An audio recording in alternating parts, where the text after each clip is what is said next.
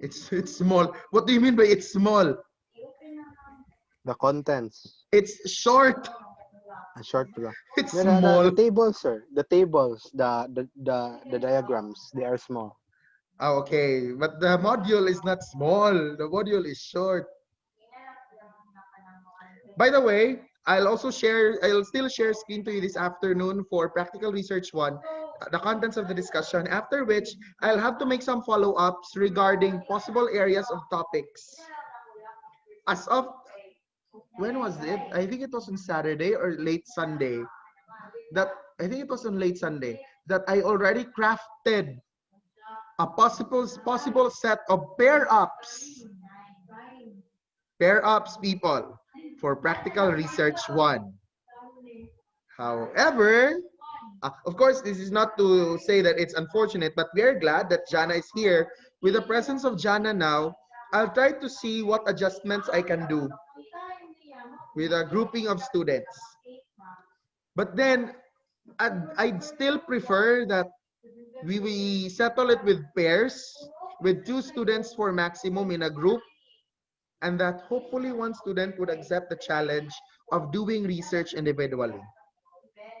Is there one from you who's brave enough to accept research as an individual work? Cedric, sir.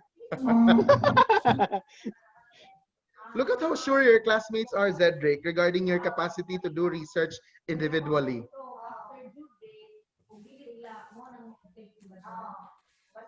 Because I think this week, we can be ready for the pair ups. If no one else enrolls and that no one else leaves. If someone else enrolls or someone is going to leave, that will disrupt my plan for the pair ups. And the plan of making Zedric do research individually. So I'll now share a screen to everyone. Where is it?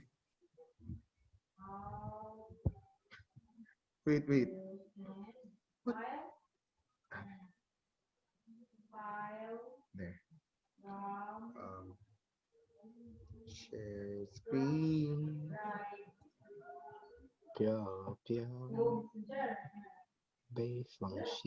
Can you all see this now? Yes, sir. You have quantitative and qualitative and quantitative researches. Oh my God. Wait, there. So lesson 2 is a differentiation of qualitative and quantitative researches. But of course, PR1 focuses, Practical Research 1 focuses on qualitative research. But there's still a need for us to differentiate them, to define each of them with the task of trying to see the differences in these 2 types of researches.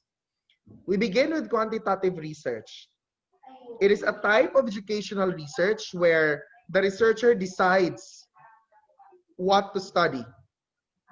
Questions that are being pointed out are specific and narrow. The researcher collects quantifiable data from participants, meaning the data obtained from participants in a quantitative research are presented in numeric form. The manner by which these data are obtained may not necessarily be quantity related or quantity significant, because you can do an interview, you can do an observation, but by the time the data are presented or shown, they will be in numeric representations. In a quantitative research, we analyze these data, these numbers using statistics. That is why in the Philippine Association of Graduate Education format, or in the page format, there is what we call as the statistical treatment. The statistical treatment is an area in your paper where you indicate the statistical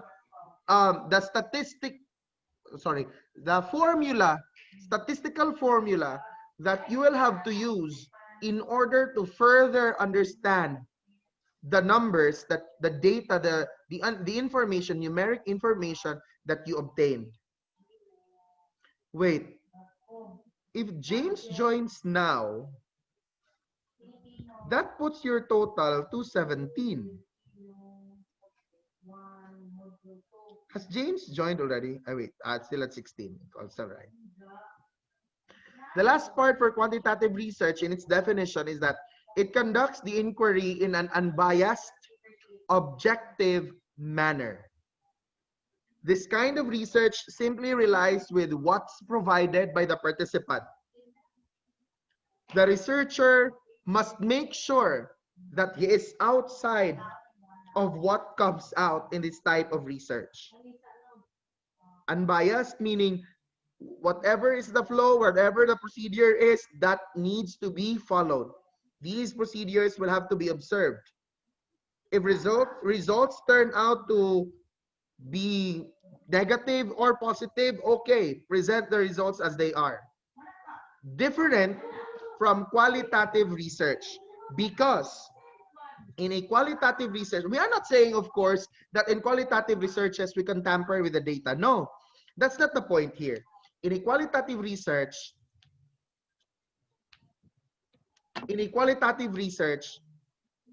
the data or the conduct of the experiment can further progress, can further continue, can still further run. But that is not to tamper with whatever data you will have obtained. Qualitative research is also a type of educational research in which the researcher relies on the views of participants. Questions here are broad and general. Data that is collected would be consisting largely of words or text from participants. Not numeric, rather narrative, descriptive, in text or in words. Describes and analyzes these words for themes. So I mentioned that last time, it can be thematic, and conducts the inquiry in a subjective, biased manner. But let me reiterate, that is not to say that we are tampering with the data. We are not tampering with whatever information we obtain. However, the progression of the study can be altered.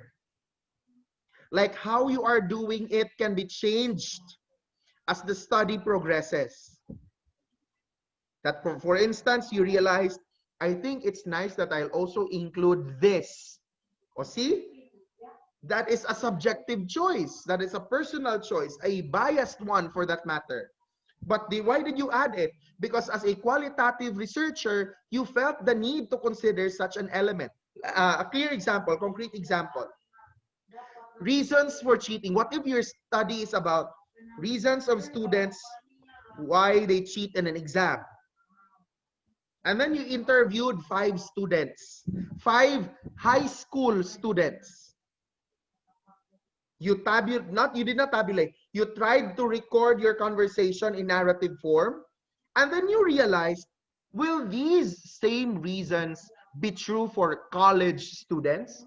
Oh, okay. I'll try dealing with college students. Why did you end it up with that manner? Because that qualitative research of yours is open for a subjective conduct of inquiry, compared to quantitative research, where if your study from the start is high school reasons of high school students for cheating in an exam, and you have already set your scope and limitations to high school students, you'll settle with that along the way.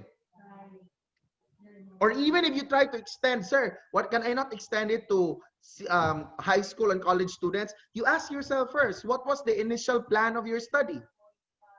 Sir, the initial plan of my study was for high school students only. So that's where your quantitative research ends. If one wants to talk about what college students think as reasons for cheating, that is a replication of your quantitative research. Because originally, you just thought of high school students. However, in a qualitative research, it may progress. You can do the subjective choice. Let's differentiate now these two types of researches in terms of objectives. Quantitative research involves the quantification of data and the measurement of incidence. That is why we really rely on numeric data. We quantify the responses. These incidences are the responses that have been quantified or measured. Whereas for qualitative research, we look into the in-depth understanding of underlying reasons and motivations. What caused such feelings, decisions, events, phenomena from occurring? So we look into that. In terms of data analysis, quantitative research is statistical since it relies on numbers. These numbers need to be statistically treated. However, in qualitative researches, data are non-statistical, contextual, at the same time, thematic. Meaning, we don't need any statistical formula to deal with the data we have obtained to interpret them. Contextual because it's based on what they have provided at the time as an answer or as a gesture or as product of the observation that we are doing. Thematic because we are going to identify what's common with the responses as well as with the behavior of our participants. This contextual qualitative research tells you that when you do an observation to a particular group, the behavior they're showing are product of the context where the participant is actually placed. Like for instance, you're again studying about cheating in an exam. And then part of the context there is you notice that while observing 3 or 4 people, 5 students, as the subject came to be very easy, they did not cheat at all. Or the lesson came to be quite easy, they did not cheat at all. That's a behavior that is contextualized for a qualitative research. However, when the exam came to be quite difficult now, or when the lesson came to be quite difficult, you notice in that observation that students manifested more observable and obvious behaviors of cheating. And these behaviors came out contextually because the situation also demanded for it. See, qualitative research goes with a contextual, non-statistical, and a thematic data analysis technique. Whereas for quantitative research, we simply settle with the data in numeric form, and then later on, we try to identify the best or the appropriate statistical treatment that we can use to treat these numbers that we have obtained. By treating them, we would be led to an understanding, to a good interpretation, to a good analysis of the data that have been numerically obtained. In terms of outcome, for quantitative researches, the outcome is broad-based, population-based, because the sample is taken to represent the group. This is different from philosophy. Familiar of that fallacy? That's a fallacy in philosophy. Fallacy of composition, remember that? However, we are approaching this lesson now in research, so we don't talk about the fallacy of composition. In the field of research, there is what you call as a sample, and there is also a population.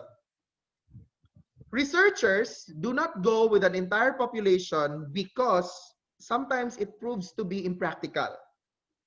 It just might be too costly, or that there's just so much time that it could demand.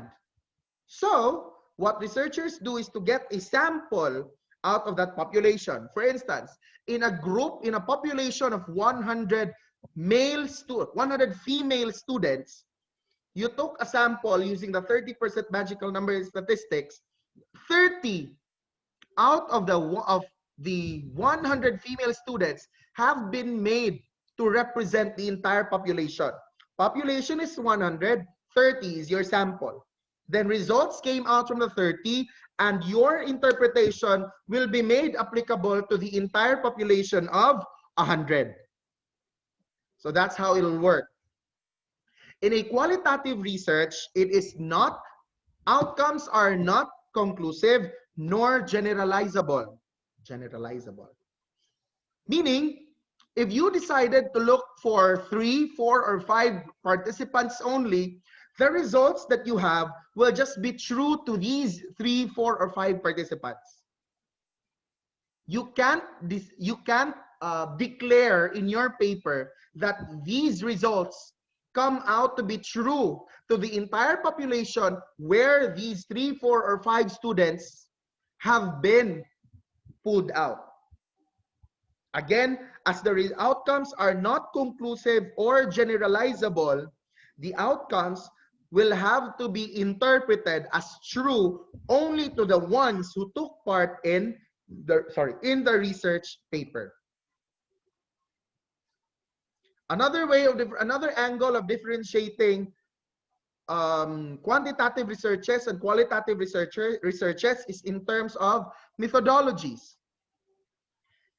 For quantitative research, preference is for precise hypothesis stated at the outset, meaning at the time that the research is being done or that the topic has been decided, the researcher decides what the hypothesis is. Because it's that hypothesis that the researcher would wish to prove or disprove. A clear proof to this is during a research proposal. Take note, in a research proposal, no data has been obtained yet. However, a hypothesis has already been formulated. Because that statement of the hypothesis is yet to be proven or disproven. In a qualitative research, the preference for hypothesis may emerge as the study develops. It's all right, or it's quite expected that in a qualitative research, no hypothesis has been formulated because the hypothesis will then eventually come out later on, especially in that at that time when an observation has been done or an interview will have been done. As a continuation, for quantitative researches, there is a preference for precise definitions stated at the outset. And yes, this is still found in chapter 1. The definition of terms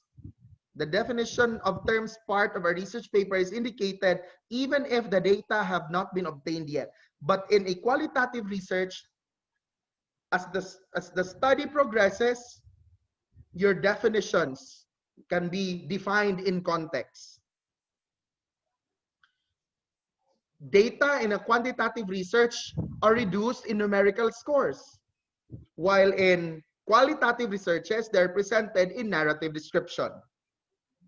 In a quantitative research, much attention to assessing and improving reliability of scores are obtained from research instruments. But in a qualitative research, preference for assuming that reliability of inferences is adequate. It will more or less suffice that you will have already created a developing or a progressive hypothesis or inference. In terms of validity, assessment of validity through a variety of procedures with reliance on the statistical indices happens with a quantitative research. So there is a reliance on statistical treatment, and that there are standard values, statistical indices to tell you whether relationships are significant, whether differences are significant. Whereas in a qualitative research, there's an assessment of validity through cross-checking sources of triangulation. The triangulation there would mean the researcher's perspective of the study, what the participants provide, and so it's a triangulation, man. So you have the researcher's perspective of the study, what the researchers provide, what the participants provide as a product of either observation or interview, and the last angle of the triangulation would mean the direction or the goal of the research. assessment would come in, assessment of validity would come in whether it fits this triangulation. Assumptions of quantitative researchers. According to quantitative researchers, there exists a reality out there, independent of us and waiting to be known. The task of science is to discover the nature of reality and how it works. Research investigations can potentially result in accurate statements about the way the world really is. And lastly, it is possible for the researcher to remove him or herself from that which is being researched, different from the assumptions of a qualitative research or a qualitative researcher. Accordingly, the individuals in qualitative researches are involved in the research situations as they construct reality. Thus, realities exist in the form of multiple mental constructions. So this is the progression that qualitative researchers are actually looking forward to by the time they do their work. Research investigations produce alternate visions of what the world is like. There is no such thing as a fixed or absolute reality that it's different from what quantitative research presents. So earlier, quantitative research presents a reality that's already existent.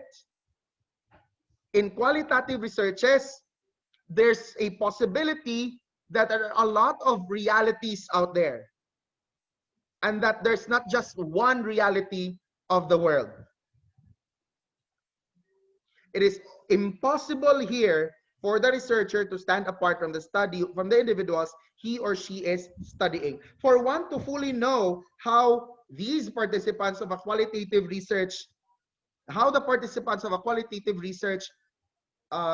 behave contextually, some or if not so many of the qualitative researchers will have to immerse themselves in the community. They cannot set themselves apart from the individuals that they are actually studying. This reminds me of the study of Dr. Fe Hanyola, a professor in one of the universities in the city. She had done an ethnographic study of the, there's a particular tribe in Luay, Lila. What is that? Oh, there's a tribe, Luay. How would we call them? I, they're not Aitas. There's a tribe that they even have their own way of writing, system of writing. But so there's there's a tribe here in Bohol, and they're situated in Luay. What Dr. Hanyola did, and Dr. Hanyola is actually doing a qualitative study there. What she did was to really live in that community so that she'd be able to understand the behaviors of the participants of her study. Her main goal there is how mathematics is taught in the tribe. She observed the teaching of mathematics in the tribe. She talked with the people. She communed with the people of the tribe. She observed what students did during their mathematics classes and outside of the times by which these classes are provided. So see, she really became a part of that community. According to her, I think she had to stop working for like a semester in order for her to really be immersed to the community or to the tribe that she is studying. If she just went there once, twice, thrice, she could not assure herself of getting the valid narrative data that she needed in her research paper. So she had to invest time, and that more or less meant immersing in that community where the participants belong. So she wasn't able to stand apart from these individuals. And there you have it. The differentiation between qualitative research and quantitative research. As a reminder, you will not do quantitative research here in PR1. You'll be doing qualitative researches. As of this time, there are 18 of us in this call, which puts the total number of student participants at 17.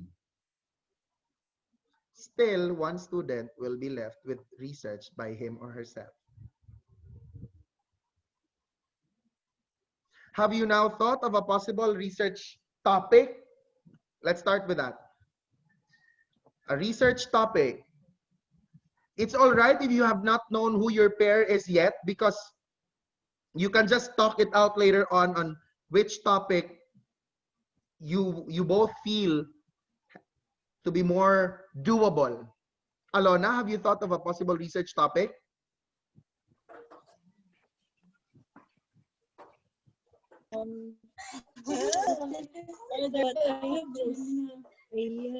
Again, sorry. It will be like a COVID, the virus. Again, sorry, please. Louder, please. I have this like an idea that will be about the virus, the COVID virus. What about the COVID virus? So many, even in research project, in my research project class for grade 12, they want to really study the COVID virus. Good luck.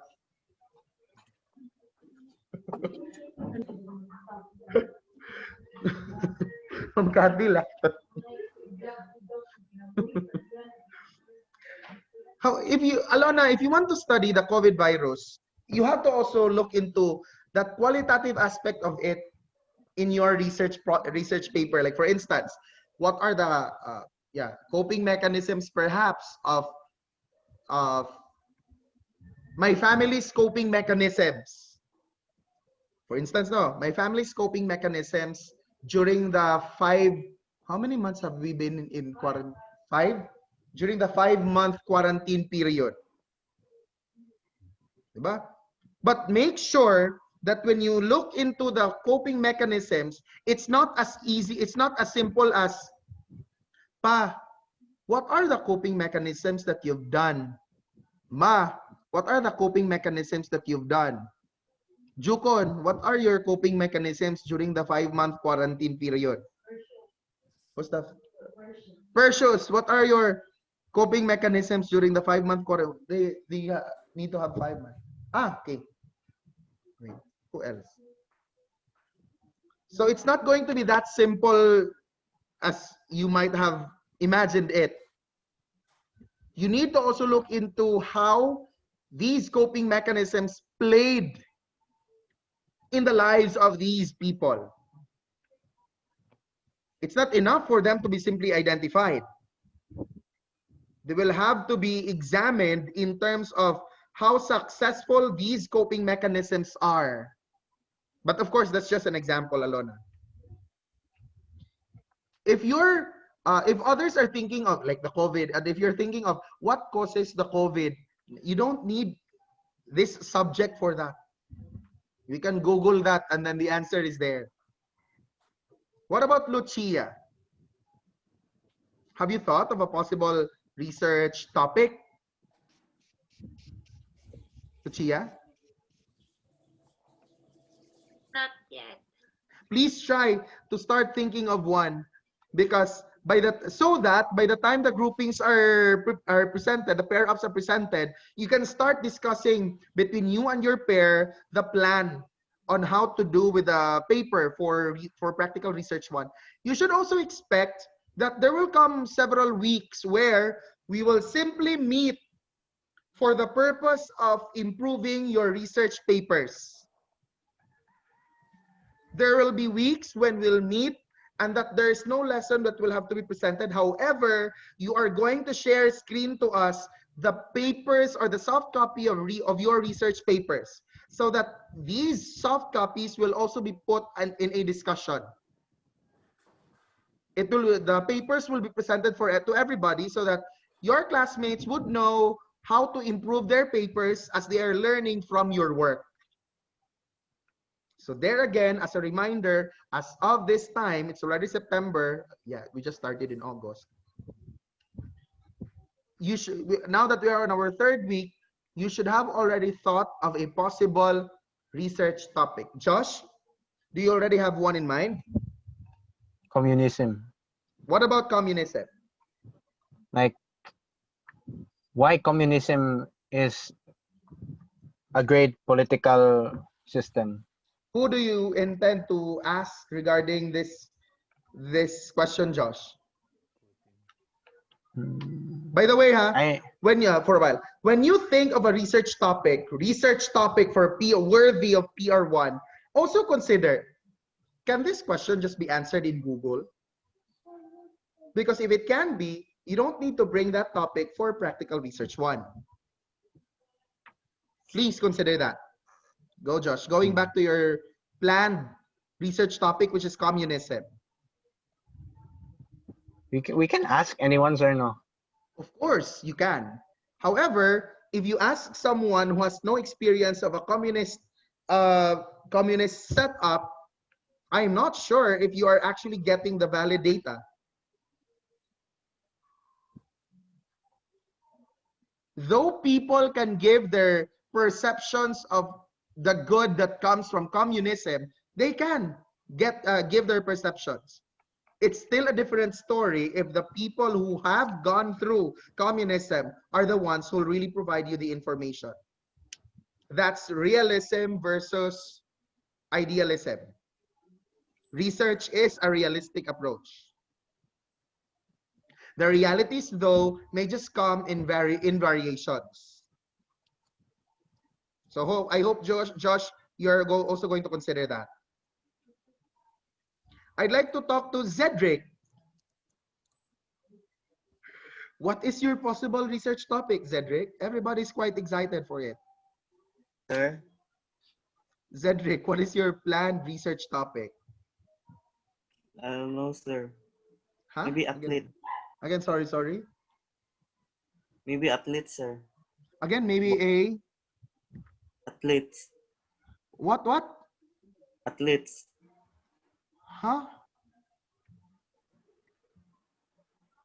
Can you type it in? Athletes, though, sir. Athletes? Yes. And then what about athletes? Ano? Do athletes get paid? Again, sorry. Are athletes paid though, sir? Are athletes Paid. paid? Like paid paid? Yes, sir. Oh, even without research, that can be answered already. Yes, honestly, that can actually be answered even if you do not do any research. Oh, also try, but actually, Zedric, there are a lot of areas regarding athletes that you can look into for qualitative research. But that question that you posed earlier need not be answered through qualitative research. You can just continue identifying or discovering areas of the topic that you can bring into this subject. I'd like to talk now to Edson. Maybe, sir, like in the field of cyberbullying thing, What about cyberbullying? like how do How could you say you love cyberbullying me when you're again? It's a how does credit, sir. cyberbullying affect the lives of the ones being bullied? Okay, that's a good direction already. Cyberbullying and how these acts of cyberbullying have affected the lives of those who have been cyberbullied. Is that the direction, Edson? Yes, sir. So my next question there would be, where will you get these people who have been victims of cyberbullying? Probably like neighbors or like someone who are ano, sir, like who experienced Yes. Someone who's experienced it, but where? maybe like my cousins, my neighbors, classmates. And let's be sure. I like the idea, I can see already where it's going, but we just have to be sure that what they've felt is that they've really been cyberbullied. They qualify the criteria of being cyberbullied. Because if they retaliated, they are not cyberbullied anymore. Yeah. Huh? Because if you're cyberbullied, you should feel oppressed. You should feel violated online.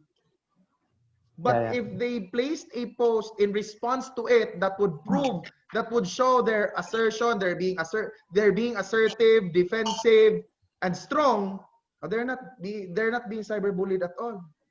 Yeah, to those who are silent, na, sir. Is it Oh, like okay? Yeah.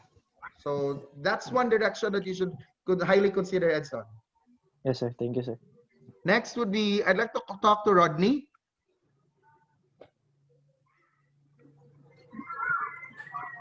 Rodney, have you had a plan already on a possible research topic?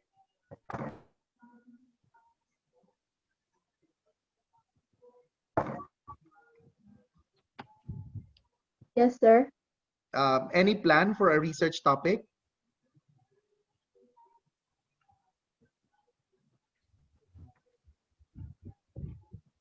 Hello? Hello, Rodney?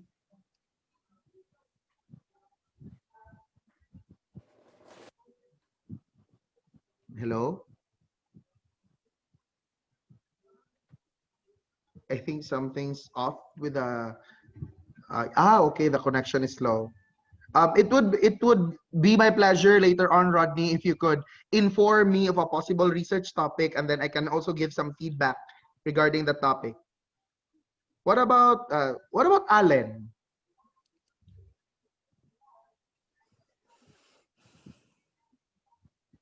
Eating disorder. Okay. Who would become your target participants here, Allen?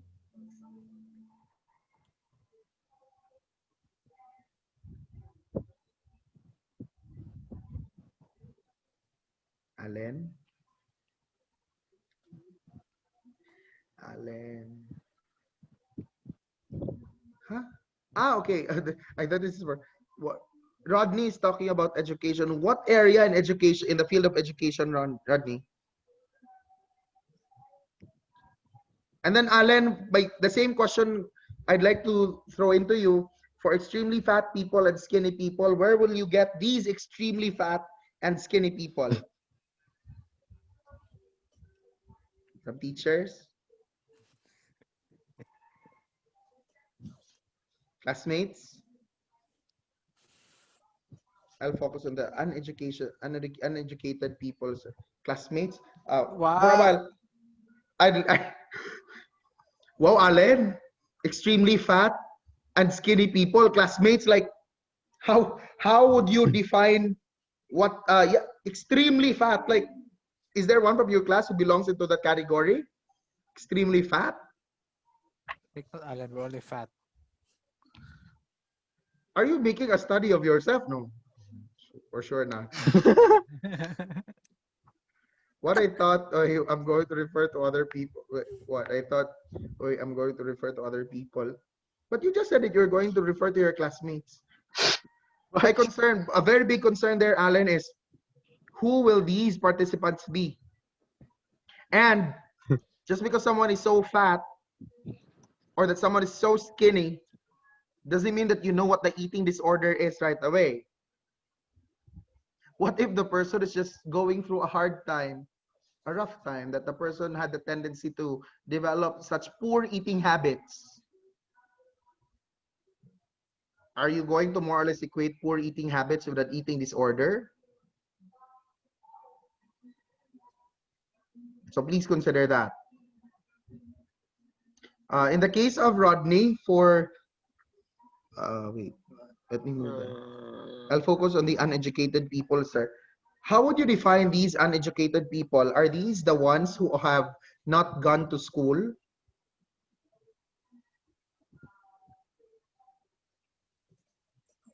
Oh, the ones who have not gone to school. But to call them uneducated might not be the right term. Maybe we can work on the term, on the better term later on.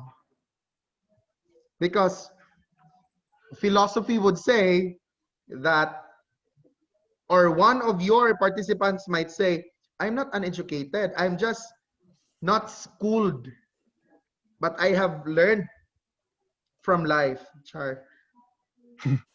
So we can work on the better term later on. What about from Erica?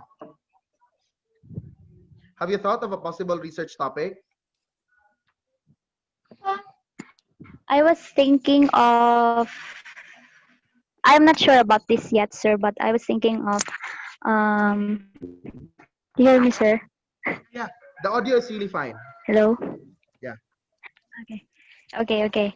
I was thinking about the insights of the people, the perception of the people to the impact of the maybe the train law or about this outbreak. I don't know. Yeah. I was just thinking about that. In the same way, like what I've told Yes. your other classmates, all you have to also look into who will be my target participants if I work into this problem. Will it not be Yes. difficult for me to get my target participants? And if I find my target participants, what will be my line of questions? That line of questions has to be themed out later on. Meaning, you'll gather all of their responses and find what's common among them. To speak of Yes. the participants' condition, participant situation. Let's go with Christopher. Since the Have you thought of a possible topic? I haven't, sir. Again, I sorry. I haven't thought about a topic that I can possibly replace about the topic I told you. What is it again? Importance of education in today's situation, sir. Oh, okay. The importance of education in today's situation. Um, that now I realize that question could probably be answered through mere readings, if not by searching for a possible answer online. Then maybe there are areas of it that you can tweak to arrive at a better research topic which you could bring for practical research. What about Sean? Yeah, thank you, sir. Yeah. What about Sean? Have you thought of a possible research topic, Sean? Yes, so I have considered what you said, sir, about my research on racism. So I had a friend who I consider opinion that I should study. It's a part of racism, but it's more relevant here in the Philippines, which is colorism, Again, and sorry. Which is? um, which is colorism, sir. Oh, okay. Uh, which is about why we as Filipinos we normalize or we uphold to these standards that we should be more white. Why we couldn't appreciate our own skin tone, just like that, sir. And if it doesn't work out, sir, I will probably do. Where's Sean? Got kicked. Still Sean, there? Sean suddenly disappeared. What happened? James, what did you Thanos na. do? James Thanos na. Oh, Sean is here. He's back. Oh, see? Nice snap. There. He came back. Sean is now back.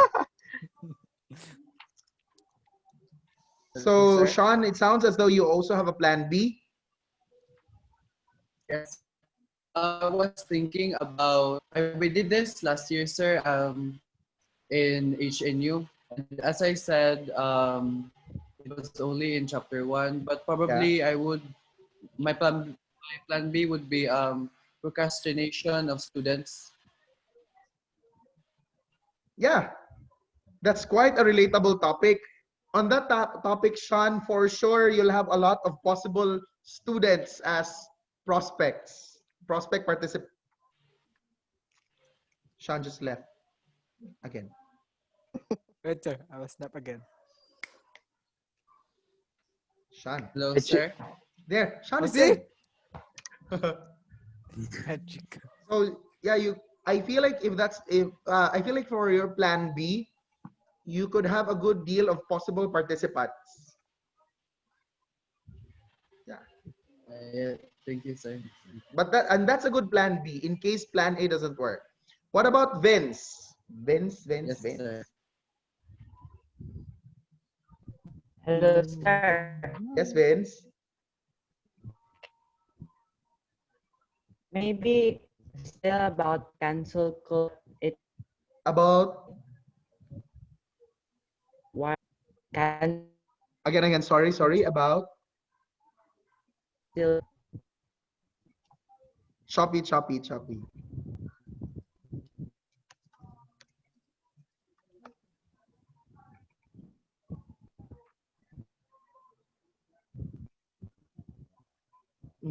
For a while, Vince, I'll give the floor now to Angel. Cancel culture. While I also throw in the same question to Angel, I'll just type in my question here, Vince. The same goes to you, Angel. Have you thought of a possible target topic? I think I'll go for early pregnancy, sir.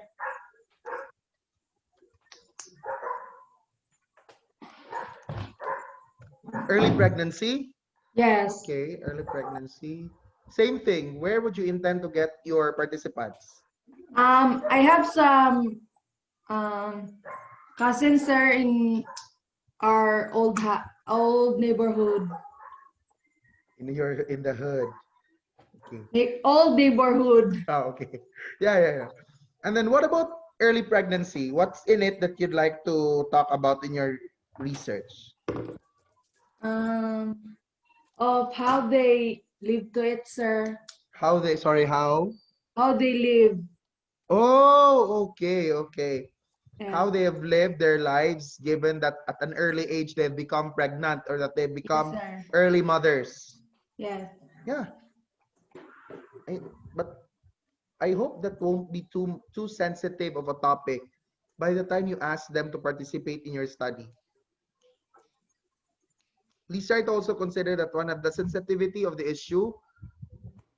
Anyway, the good thing here is that you're really going to keep their names in anonymity, but let's make it also a point that by the time you approach them for the purpose of obtaining a narrative data, they will not feel as though you have invaded the privacy or the secrecy of their lives regarding this concern.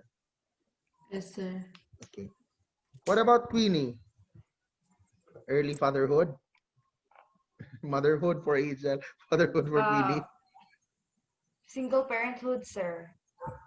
And for as long as you have a good pool of people that you can tap into this, do we have that? Yes, sir.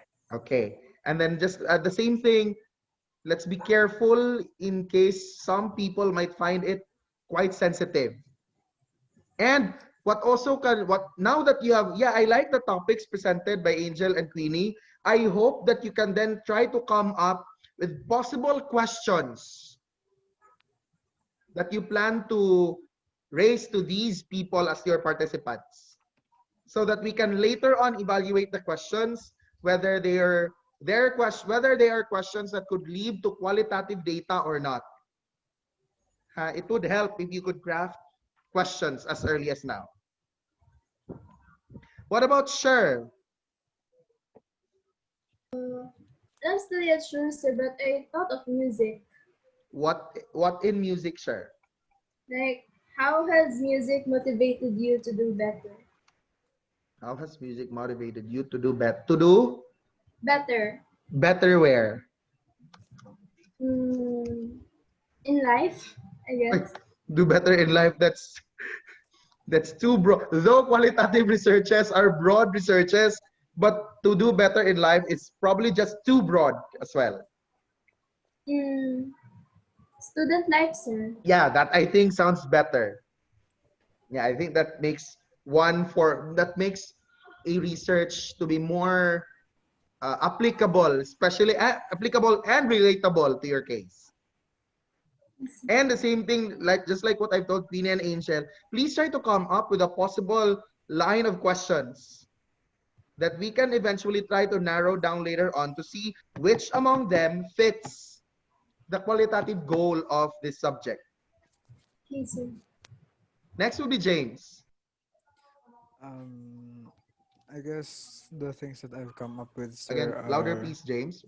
the things that I've come up with are how online classes affect students nowadays, or how I know, Sorry, James. Sorry. Again. how online classes affect students nowadays regarding to their lifestyle, since they're also contained within their houses. And I also have another one, which is how the gaming community is affected by the pandemic. Okay. As for the first choice of a topic, James, I'm not sure if this time, the amount of time that has elapsed is enough to determine the effect that the students have felt in the conduct of this online setup. Or like, Like, how is the reaction to the new normal yeah, at that's first? my concern, James. 2 weeks, 3 weeks, 1 month, will that be justifiable enough for their reaction? I mean, it's different if they've already experienced it in a year. I mean, 1 month or even 1 quarter is just too short. Honestly, it's just too short to speak for their reaction, which could, even if it's qualitative, it's a reaction. And it might be too early to give that reaction. The second option, though, the one about the gaming community, Mm-mm. and the effect of this pandemic crisis to the gaming community, Mm-mm. what is the intention there? You see, sir, ever since the pandemic happened, there has been a rise of players in the gaming community via mobile, and I've also observed na there has been more server maintenance and more what do you call this? More competitive, or like it has been more competitive, especially in mobile games I compared think to that just answered your research. yes, but you know, Like I'm still there's a rise of members in the gaming community. That's the effect that the pandemic has brought to the gaming community. mm, I bet statistics could show that. yeah, but my plan, sir, is I will research something about that topic. Like I will use the topic to find another question. Okay, just like what others have been suggested to work on. Look Mm. into the topic and consider an angle that you can bring into a qualitative approach. And another thing, a reminder, once you have thought of that research topic, try to see if the answer to it is made available already through book readings or on Google searchings. Because if the answers are available online or have been presented on books, then perhaps there's no need for you to research on that again. Even if you tell me, sir, what I'll do, sir, is a replication, sir. Even if you'll do a replication, if it's established answer already, then I'm afraid instead of a replication, you just might do a duplication. Huh? Try to look into that angle of the problem that you can work on for qualitative research purposes. So those who have not yet thought of a possible problem, Jana, as you have just gotten inside our practical research class now, feel free to contact me within working hours so that we can also provide you some, I can also provide you some comments and feedback regarding your plan of a research topic. In total, you are 17. So again, one student will really be able to do research individually. So for now, grade 11, that would be all. Goodbye and thank you. Goodbye. Bye. Bye, sir. Thank you. Yeah, sure Thank you, thing. sir. Goodbye and see you Thursday.